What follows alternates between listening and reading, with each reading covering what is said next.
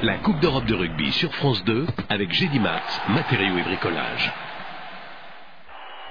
Vivez la Coupe d'Europe de rugby avec Careco, pièces auto d'occasion.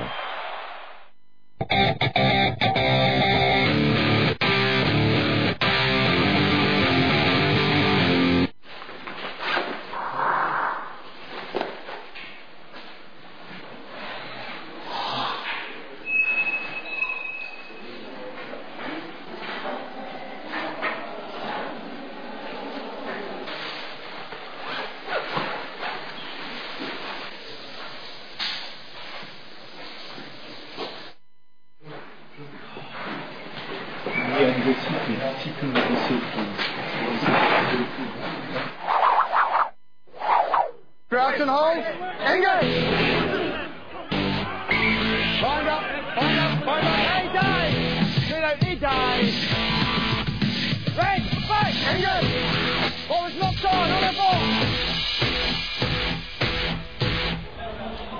Bonjour à tous, c'est un immense plaisir de vous retrouver ici en direct de Barcelone pour le coup d'envoi d'un week-end de rugby d'exception sur France Télévisions. Avant Biarritz-Toulouse demain à Saint-Sébastien, ce match entre Toulon et Perpignan va nous lancer de manière idéale ce week-end parce que pour la première fois un match de rugby va avoir lieu cet après-midi en Catalogne. Il fait beau, il y a du soleil, il y a des couleurs, il y a tous les ingrédients de phase finale. Raphaël Ibanez, il y a tout surtout pour se régaler.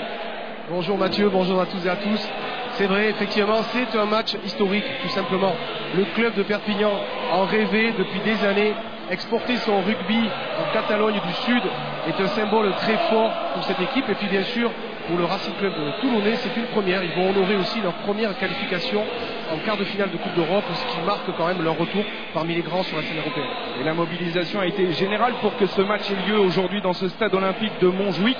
À commencer par les meilleurs ambassadeurs de Catalogne. Je veux parler des joueurs du FC Barcelone, Lionel Messi, David Villa. Ils ont tous participé à la promotion de cet événement. On peut noter leur belle technique.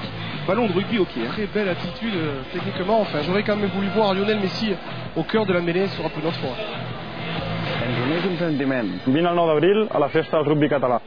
Voilà, vous y êtes à la fête du rugby catalan cet après-midi, ici dans ce magnifique stade. Ils ont été nombreux à faire le déplacement. Plus de 130 bus ont quitté Perpignan pour rallier ici Barcelone où il y a 50 000 spectateurs, 55 000, même 40 000 Catalans et 10 000 Toulonnais qui vont essayer de se faire entendre cet après-midi. Oui, ils seront présents eux aussi.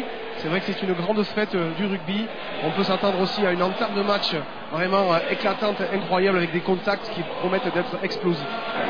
C'est un duel fratricide entre deux clubs français qui jouent leur avenir en Coupe d'Europe. C'est le premier match à élimination directe de la saison. Raphaël, ça aussi, c'est un paramètre qu'il va falloir prendre en compte cet après-midi. Bien sûr, aujourd'hui, tout le monde est concentré vers un seul objectif, la victoire. Il s'agit pour ces deux équipes d'être présents dans les grands rendez-vous. Il y a des joueurs d'expérience au sein des deux équipes, des joueurs qui ont connu de grands rendez-vous, et ça l'était aujourd'hui. Et les joueurs toulonnais qui vont entrer dans cette enceinte accueillie par 55 000 spectateurs, 40 000 Catalans. Écoutez l'accueil réservé aux Toulonnais cet après-midi ici à Montjuïc. C'est chaud, c'est chaud. Emmenés par leur capitaine Joe Van Niekerk, les Toulonnais qui entrent sur la pelouse et on surveille avec attention la sortie des Toulonnais parce qu'il y a un joueur qui va disputer un match un petit peu à part cet après-midi, Raphaël. C'est Johnny Wilkinson. On va plus faire sa carrière à Johnny Wilkinson, champion du monde avec les Anglais, mais il va disputer pour la première fois un quart de finale de Coupe d'Europe. C'est vrai qu'on ne le présente plus, c'est un grand champion, mais en même temps aujourd'hui il est quand même, on va dire, dans la peau d'un novice, puisque c'est son premier match en phase finale de Coupe d'Europe. Il a presque tout gagné, un joueur exceptionnel. Et c'est avec son premier match des quarts de finale en Coupe d'Europe, c'est aussi peut-être la participation à la Coupe du Monde qui se joue pour lui. Il aurait pu jouer le quart de finale en 2005 face au Stade français. Malheureusement, à cette occasion, il était blessé en tribune pour suivre la lourde défaite de son club. Et l'entrée des Catalans maintenant, emmenée par leur capitaine Nicolas Mas, qui lui aussi en a rêvé 10 ans pour organiser une affiche ici en Catalogne. C'est fait. C'est un moment à part pour le capitaine catalan cet après-midi. Nicolas Mas, le capitaine catalan, qui d'habitude est un peu réservé, et qui cette semaine s'est exprimé largement sur la charge émotionnelle que représentait cette rencontre pour lui. Il est fier de ses origines, il est fier de ses racines.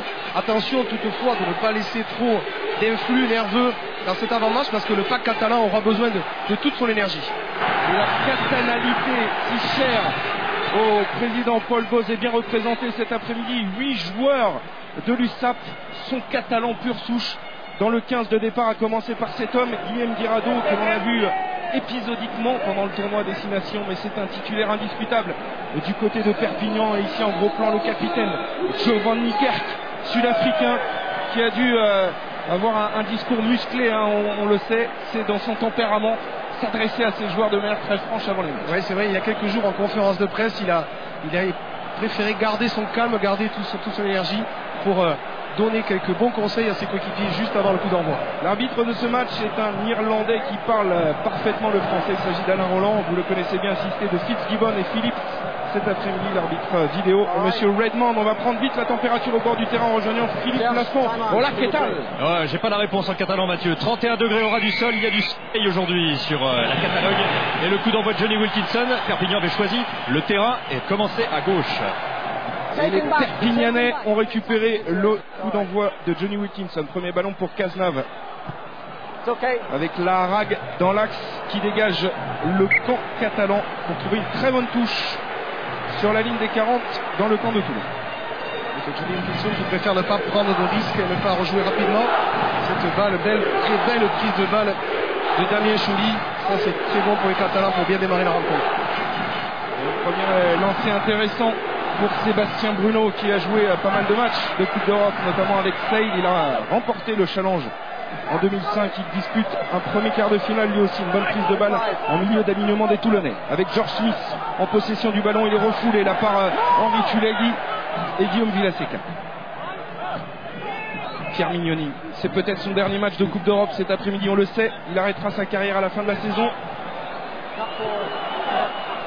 Avantage laissé par M. Roland, mais il y a un vous l'avez bien vu, Raphaël. Oui, signalé aussi par l'arbitre assistant qui était bien placé également. La réception, Jovan Niekerk qui s'élève quand même au-dessus de tout le monde, qui ne parvient pas à contrôler ce ballon. Et ensuite repris par un avant toulonnais, donc l'arbitre font justement signale une mêlée en faveur des Catalans. Alors, souvent c'est un bon baromètre. Ah oui, la première mêlée du match. Ça va être un duel intéressant à suivre. C'est le genre de phase de jeu que les premières lignes aiment bien mémoriser, intégrer avant le match dans la préparation mentale en se disant voilà le premier rendez-vous, cette grosse première mêlée. Avec un pack catalan légèrement plus lourd que le pack toulonnais. Mêlée assez stable.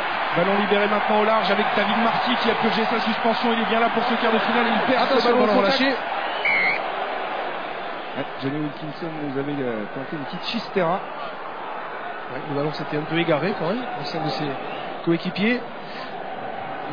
Premier lancement de jeu où on joue dans le dos du premier centre, David Marty qui préfère conserver le ballon malheureusement sur le plaquage incisif. Le ballon a été rendu au Toulonnais. Et deuxième mêlée, introduction cette fois-ci Pierre Mignoni pour Toulon. Le rugby club toulonnais qui imaginait un peu pour sa première participation en Coupe d'Europe dispute déjà un quart de finale et est sorti d'une poule terrible. Incroyable. Parce qu'au moment du tirage au sort, peu auraient parié sur Toulon. Imaginez, ils ont éliminé les Ospreys, le Munster et les London Irish. Ils ont accompli un parcours remarquable, c'est vrai, pour se donner le droit de vivre une telle rencontre. Et il y a de l'expérience dans cette équipe. Vous avez vu George Smith, Jovan Niekerk, Fernandez Liobé. Elle a de l'allure cette troisième ligne toulonnaise. Et le point serré de Jovan Niekerk, une première pénalité à l'avantage des Toulonnais. Ouais, attention, c'est sifflé. On s'arrête de pousser.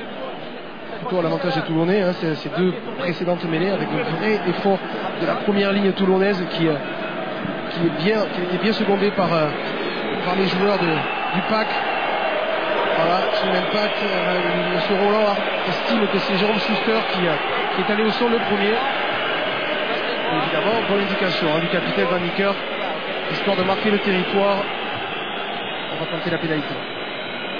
Alors, vous l'avez dit, on va plus vous le présenter. Johnny Wilkinson, vous dire simplement que c'est le recordman mondial de points marqués. Voilà, ça situe le personnage. Il est loin. Quasiment 52 mètres en coin. Cette pénalité pour Johnny Bigode, l'ange blond au pied d'or de Toulon, qui peut ouvrir le score cet après-midi au stade olympique de Montjuic.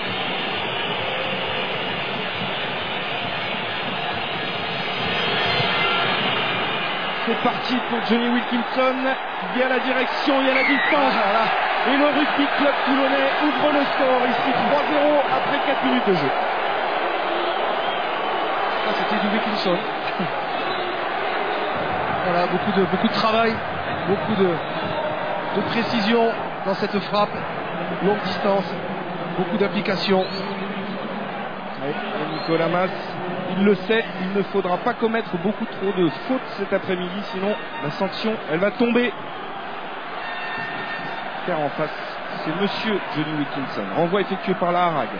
Ballon récupéré par les Toulonnais, en l'occurrence George Smith qui passe au sol. Lui aussi c'est un bon, il traîne toujours par là pour récupérer quelques ballons. Il a bien fait là sur ce coup. Johnny Wilkinson, jeu au pied d'occupation, tu l'as dit, il a les mains moites. Il a commis un en avant et vous le disiez dans l'avant-match. Raphaël, attention à ne pas être aussi submergé par l'événement et la pression qui peut entourer ce match pour les Catalans. Bien sûr, on peut comprendre l'émotion que représente ce match, l'émotion que représente l'idée de jouer à Montjuic, face à tout ce public catalan, mais il faut rester concentré sur ce match avec un seul objectif pour les joueurs, notamment cette première ligne, comment dominer son adversaire. Il est intéressant, c'est milieu du terrain. Mêlée à nouveau stable. Ballon éjecté par les Toulonnais dans le fermé avec Wilkinson qui va trouver Geoffroy Messina. Les Toulonnais dans les 22 mètres de Perpignan. Mignoni, énorme choc et ballon récupéré. Elle est bonne à jouer. Elle est bonne à jouer pour les Catalans avec Chouli qui est dans la ligne. C'était peut-être pas la meilleure option ce jeu au pied. Ballon récupéré en tout cas par les Toulonnais. Et il y a du rythme dans ce début de match. Oh là là, oui, il était à 60 mètres. Et ballon récupéré par le beau Balavou. En avant. En avant de passe. Une succession de turnovers, de ballons rendus à l'adversaire. On a senti quand même les Catalans toujours prêts à exploiter les moindres ballons rendus. Là, ce petit coup de pied qui est pas judicieux de la Harag, celui-là alors était encore peut-être plus osé, 55 mètres. La tentative de drop. Johnny Wilkinson qui est venu s'entraîner hier, il y avait pas mal de vent au moment de l'entraînement des Toulonnais hier. Cet après-midi, c'est calme à Montjuic. 89 entre Fulagui et Cazenave et le ballon qui sort directement en touche. Le public n'est pas content, mais Fred Godard va nous trouver le ralenti pour constater que le ballon a rebondi sur la ligne et on rappelle la règle, Raphaël. Il s'en veut, Florian Cazenave. C'est vrai que l'occupation du terrain était plutôt légitime. Il y avait de l'espace dans le dos du défenseur toulonnais et le ballon était directement en touche. Florian Cazenave, jeune joueur de 21 ans, enfant d'Argelès-Gazost, international moins de 20, s'impose à Perpignan. Lancé Sébastien Bruno pour les Toulonnais. La deuxième touche gagnée par les Toulonnais en début d'alignement. L'appelage Scofield Chesney qui fait une belle moisson en ce début de match. Allez, planté à la réception pour les Catalans. Cazenave avec la Harag. Corica l'interpellé dans la ligne qui croise maintenant avec David Marty. David Marty va revenir auprès des gros là, peut-être chercher du soutien. Point de fixation créé. On est dans le camp de l'USAP.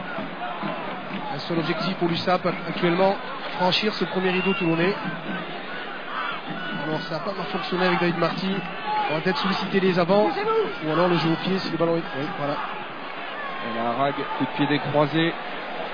Il est bien dosé ce coup de pied. Oh oui, il est parfait. C'est magnifique, touche à 5 mètres de la ligne dans but toulonnais trouvé par Nicolas Larrague. Voilà, Larrague qui prend le relais de son demi mêlée qui avait échoué dans cette tentative d'occupation du terrain. Et bien lui, posé, tranquille, il vise le poteau. Ce ballon vient mourir en touche. Alors attention, là maintenant, grosse concentration pour Sébastien Bruno. le genre des touches